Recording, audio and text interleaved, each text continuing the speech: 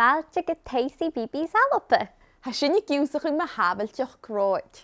Hai ho cwtramach gan bys yn Sàbhailte y mwy, agus gan bys yn moachel ed na ha tachars mewn cuir storn. Geharit na ha sin dod tarsin I roed.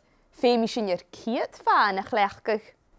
Stad, na dèan ceum. Scuith de chiad fathan, go feum.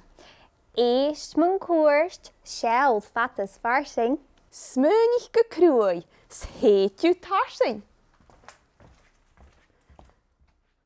Sòisealtan toisiú Davis meisi dèanú.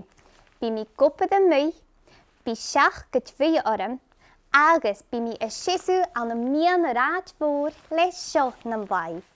Fy biach gagad? Ha u ciarst, bí mi cwr stad eid carpadan idd y rad fôr agus y cwdiach y gwynne sin agus og ag al tarsing go Sàbhailte. Sé aatje cwnnarstach a hans y rad fôr, agus feum I meisi dèanú cínteach go bhfuil thula duine Sàbhailte. Hallo? Seo cwdiach yn ha feumach Taigh. Hallo Linda.